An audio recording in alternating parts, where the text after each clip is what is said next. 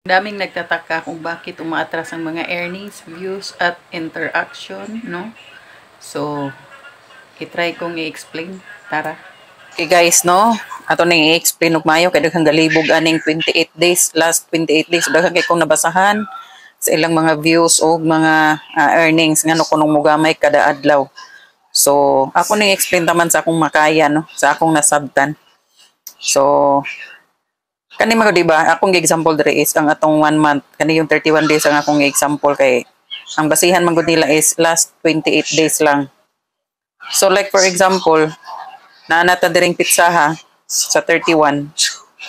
Mo ihap kag 28 days pa backward, mao na imo ang views. So 1, 2, 3, 4, 5, 6, 7, 8, 9, 10, 11, 12, 13, 14, 15, 16, 17, 18, 19, 20, 21, 22, 23, 24, 25, 26, 27, 28. So diri gikan sa pitsa 4 hangtod diri sa 31 mao na iyang gibasihan sa imuang views, no, imong earnings ug uban pa dinha nga mga naa sa ato ang dashboard nato, no.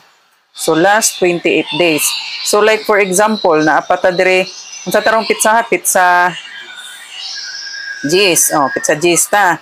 So ang last 28 days nato, ang 18 days ani is tuwa pa sa month sa February, no? February na pa didto ang 18 days. So gikan sa 10 backward pug kagihap. So maihap nag-apil ang katong sa February. So kung naay adlaw nga kusog ka og views ato, so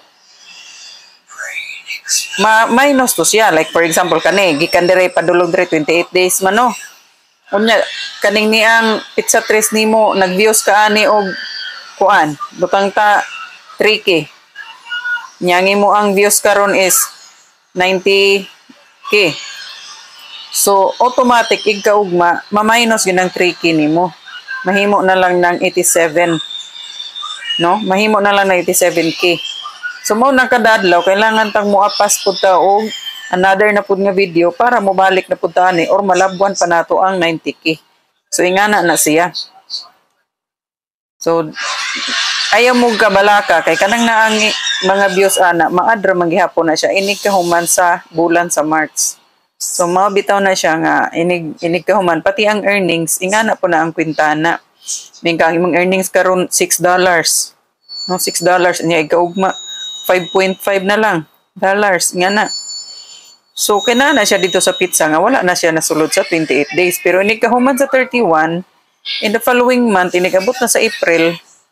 Matingala ka nga imo ang earnings is pananglitan $10 sa last 28 days. Inig first week sa April nahimo ng 12. So kay naa may wala na ihap nga 1 2 3, no? 3 days sa balik usa ka bulan kay ang gitan-aw ang 28 days raman dili man ang whole month.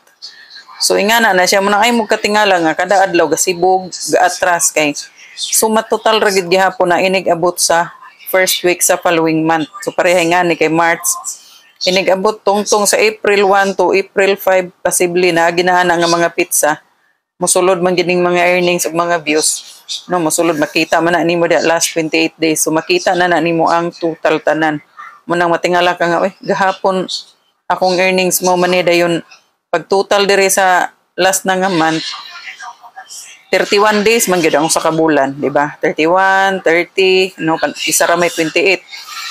So ma-add na ning ni ang imong earnings dire. Subtotal na siya. So kanang 28 days maura na siya ang imong ihapon pa backward ra ka 28 diha ra na taman.